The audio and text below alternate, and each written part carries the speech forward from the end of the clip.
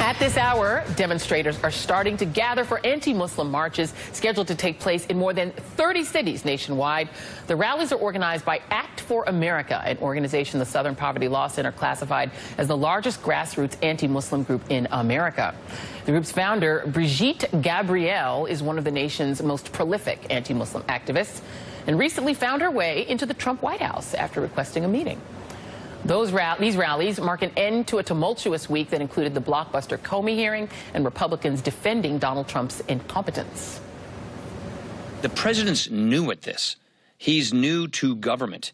And so he probably wasn't steeped in the long-running protocols that establish the relationships between DOJ, FBI, and White Houses. He's just new to this. He's just a baby. And joining me now, the deputy chair of the DNC, Congressman Keith Ellison. Congressman, I'm going to come back to the Speaker of the House in which you serve, essentially rocking a 70-year-old businessman like an infant. But we're going to come back to that. But let's start with the creeping Sharia law that is taking over the United States. Apparently, you are of the Muslim faith. Yes. Why are the Muslims proliferating Sharia law around the United States? Well, there's not one state, one city, one county, one unincorporated municipal area that has passed Sharia law.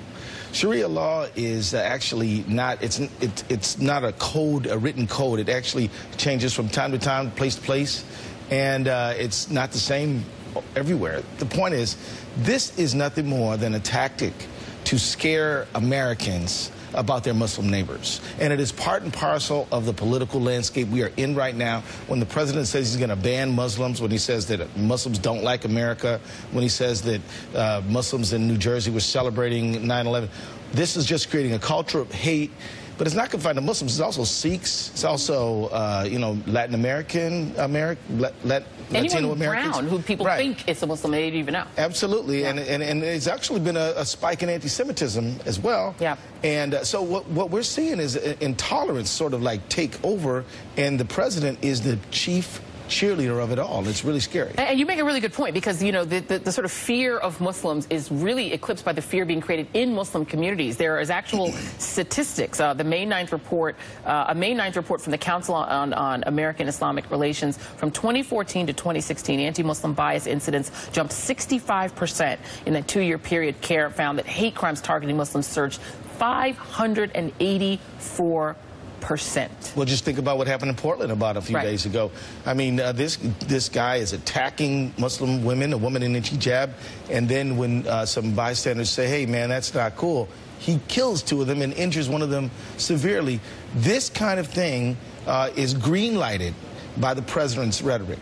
And so we've got to stand up, and you know what, I guarantee you one thing, though, Joy, as these anti-Muslim rallies are happening, there will be multi-faith, interfaith rallies step that emerge as well. Americans are not going back to the bad old days when you couldn't be Catholic, you couldn't be Japanese, you couldn't be black, you couldn't be all these things.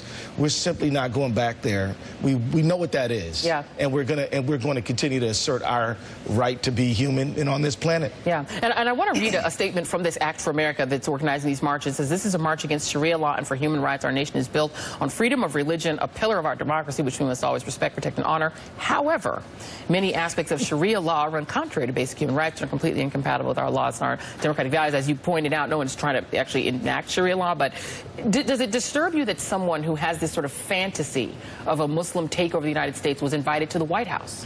Well, yeah, it's like playing Birth of a Nation in the White House, as President Wilson did at one time.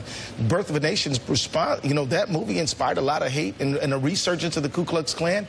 I mean, these things really do matter. He has given the stamp of approval to a lot of haters,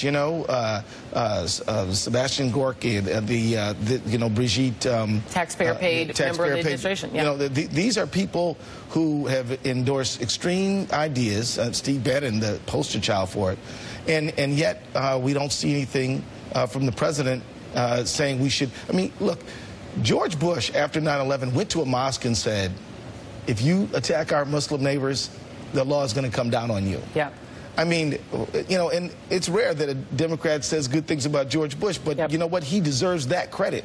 He understood that as the chief executive of the country and the leader of the country, he has to set a moral tone. This president is doing the exact opposite, but I believe in Americans' ability to come forward and say, no, we're not going back there.